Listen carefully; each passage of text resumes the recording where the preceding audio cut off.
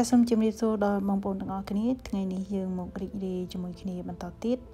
ជាមួយនឹងខ្ញុំតាមរយៈការគូសនៅគំនូរ digital ក្នុង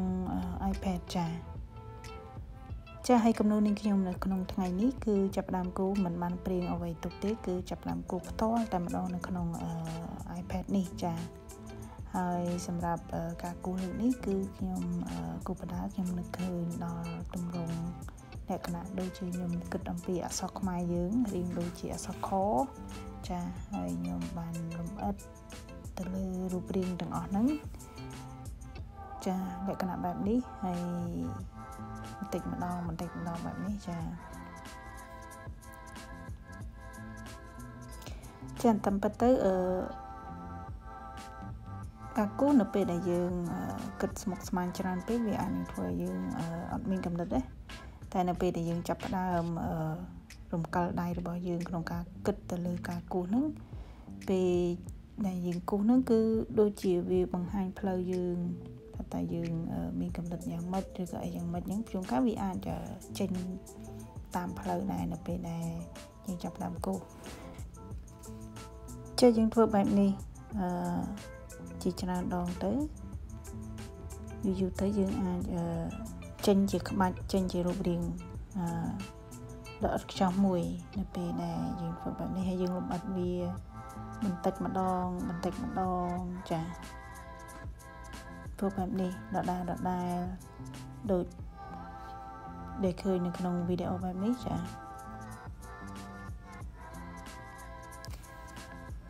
អូខេចេញជារាងអក្សរខហើយចាក្នុងវីដេអូរបស់ខ្ញុំគឺអ្វីដែលខ្ញុំចង់បានគឺខ្ញុំចង់ឲ្យអ្នកដែលទស្សនាវីដេអូរបស់ខ្ញុំគាត់មើលហើយគាត់មានអារម្មណ៍ថាការគូសនៅគំនូរហ្នឹងគឺវាពិតជាមានអារម្មណ៍ថាសប្បាយរីករាយហើយចង់ឲ្យអ្នកទាំងអស់គ្នាមានអារម្មណ៍ថាចង់គូសដែរចាអញ្ចឹងទៅពេលដែលមនុស្សយើងតែងតែមានគំនិតក៏ដូចជា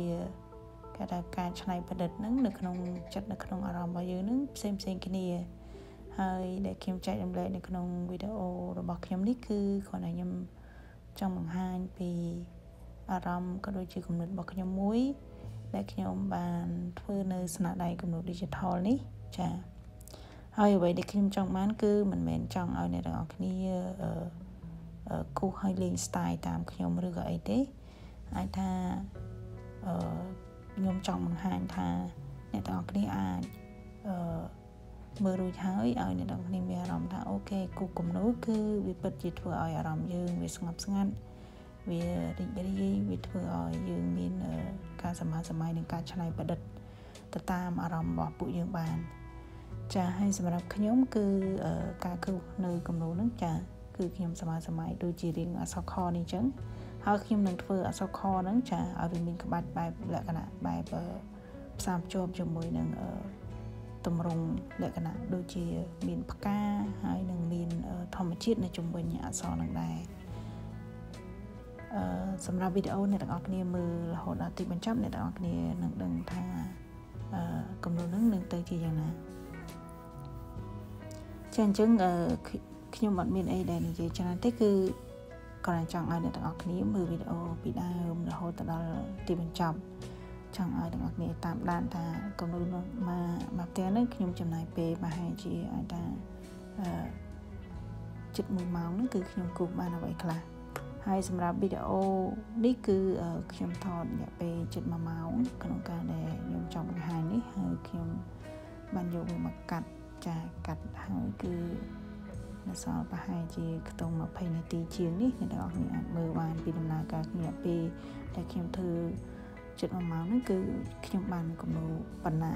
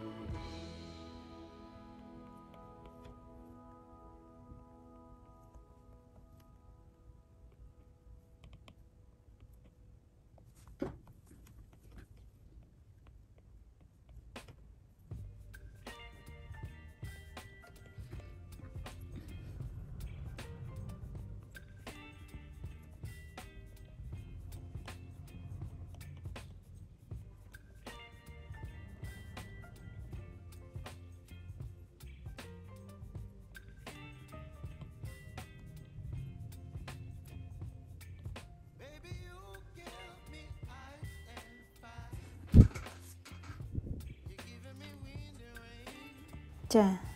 ហើយត្រង់កន្លែងសតបផ្កានេះគឺខ្ញុំឆ្នៃលក្ខណៈបែបជារង្វង់កន្លែងនេះហើយនឹងដាក់ដូរទំហំនៃ stroke ចាធ្វើឲ្យគំនូរហ្នឹងវាលេចធ្លោត្រង់ចំណុចអីមួយដែលចង់បង្ហាញអញ្ចឹងហើយបើសិនជាយើងប្រើនៅទំហំគេថាបិទរបស់យើងហ្នឹងដូចគ្នាទាំងអស់វាធ្វើឲ្យគំនូររបស់យើងវាអត់មានគេថាតាក់ភ្នែកព្រោះដែលថាវាធំបើសិនតែ line ធំទាំងអស់វាធ្វើគំនូរយើងអត់តាក់ភ្នែកទេទៅខ្ញុំព្យាយាមដូចជាដូរទំហំនៃ line ដែលយើងគូសហ្នឹងចាហើយកន្លែងស្តុបផ្កានេះជាពិសេសខ្ញុំដាក់ឆ្នោតចឹងដើម្បីឲ្យមើលទៅឃើញលក្ខណៈថាស្តុបផ្កាហ្នឹងវាលេចធ្លោដែរអញ្ចឹងចាមានតូចមានធំចឹងមកធ្វើជាលក្ខណៈ style ដូចឆ្នោតចឹងដើម្បីវាដូចជះស្មៅដែរអញ្ចឹងចានេះជាវិធីសាស្ត្រហើយនឹងរបៀបនៃការគិតមួយដែលខ្ញុំបានសាកល្បងធ្វើហើយឃើញថាវាមានប្រសិទ្ធភាពមែនសម្រាប់ខ្ញុំខ្លួនឯងហើយខ្ញុំមិនដឹងថាសម្រាប់អ្នកទាំងអស់គ្នាងាយយល់ឃើញដូចនេះទេហើយនេះជារបៀបនៃ style ដែលខ្ញុំបានគិតថាវាជាគំនិតមួយដែលខ្ញុំគិតថាវាល្អដែរចាហើយកន្លែងនេះគឺខ្ញុំបានគិតអំពីលក្ខណៈដូចថារូមបាសីចារូមបាសីយកលក្ខណៈរូមបាសីហ្នឹងហើយនឹងកំណត់មួយទៀតហ្នឹងគឺលក្ខណៈ structure លក្ខណៈ style ដូចរូមនៃបាសីអញ្ចឹងណាចា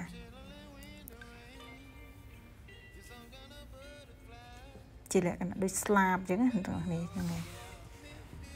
អាហ្នឹងបើន័យថាកំណត់មួយបូកនឹងកំណត់មួយវាចេញជាកំណត់ថ្មីទៀតអានេះវាជាការគិតរបស់ខ្ញុំដែលខ្ញុំ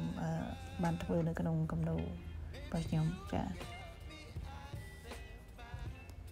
ហើយដូចដែលបានឃើញនៅកន្លែងខាងលើក្បាលនៃអក្សរខនឹងដូចគ្នាដែរគឺខ្ញុំបានគិតថានៅខាងក្បាលហ្នឹងគឺដូចជាឲ្យពាក់ដូចជាមកុដអញ្ចឹងណាតែមកុដហ្នឹងគឺជាផ្កា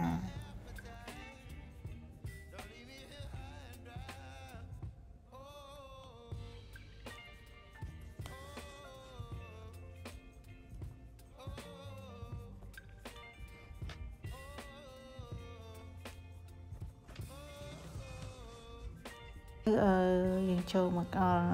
ការដាក់ពណ៌ចាហើយសម្រាប់ការចាក់ពណ៌នេះគឺវាសាមញ្ញបំផុតគ្រាន់តែ select ពណ៌ដែលអ្នកទាំងនេះចង់បានហ្នឹងគឺសេរីពណ៌ហើយអ្នកទាំងនេះចាក់មកគាត់ចាក់ហ្នឹងគឺអត់ពិបាកទេ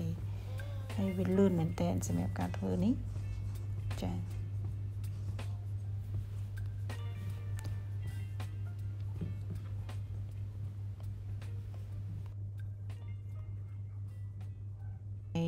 ចាដូចខ្ញុំបានជម្រាបអញ្ចឹងគឺកន្លែងហ្នឹងគឺខ្ញុំគិតអំពីនេះថារោមសัตว์ជាមួយនឹង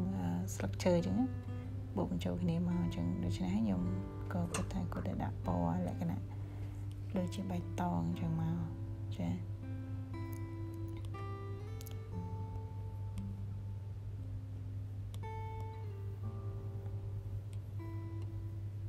ខ្ញុំសេរីពណ៌វាឲ្យលំអៀងគ្នាបន្តិចតែដូចខ្ញុំពណ៌បៃតងហ្នឹងដើម្បីឲ្យឃើញវាដូចលក្ខណៈដូចវាលេចធ្លោអញ្ចឹងខ្ញុំប្រើពីរពណ៌នៅក្នុងហ្នឹងមកលោមកពណ៌មកវាធ្វើឲ្យលក្ខណៈដូចជាវាលេចធ្លោជាងមុនបន្តិចចាបែបនេះហើយដោយដែលបានជម្រាបចឹងគឺខាងលើនេះគឺខ្ញុំបានគិតអំពីផ្កាអញ្ចឹងណាហើយផ្កាហ្នឹងគឺខ្ញុំឆ្នៃជាលក្ខណៈដូចជាលក្ខណៈ concept បែបជាដូចមកុដអញ្ចឹងហើយអក្សរកហ្នឹងគឺជាតំណាងទៅថាអក្សរកដែលពាក់មកុដផ្កាចាអានេះវាក៏ជាកំណត់មួយគិតសាមញ្ញតែយើងអាចយកមកឆ្នៃចេញជា artwork លក្ខណៈបែបសบายរីករាយអញ្ចឹងណាចា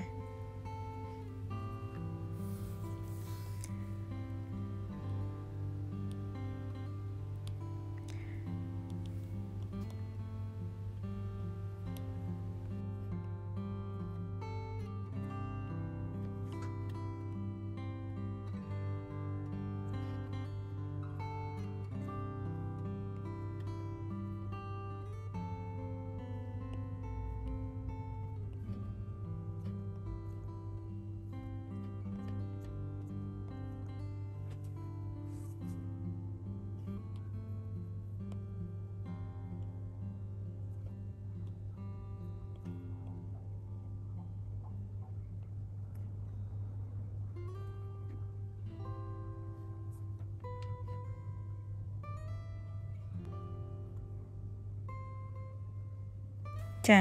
ហើយឥឡូវនេះគឺគំនូហ្នឹងគឺសម្រាប់វីដេអូមួយនេះជាមួយនឹងគំនូមួយនេះគឺខ្ញុំមានប៉ុណ្ណឹងសម្រាប់ចែករំលែកនៅអារម្មណ៍ក៏ដូចជាការធ្វើនៅគំនូរបស់ខ្ញុំនៅក្នុងថ្ងៃនេះហើយក៏សូមអរគុណដល់អ្នកទាំងអស់គ្នាដែលបានតាមដានវីដេអូតាំងពីដើមរហូតដល់ចប់ហើយខ្ញុំសង្ឃឹមថាអ្នកទាំងអស់គ្នានឹងចាប់ផ្ដើមគូរគំនូដូចខ្ញុំដែរចាសសូមអរគុណសូមជម្រាបលា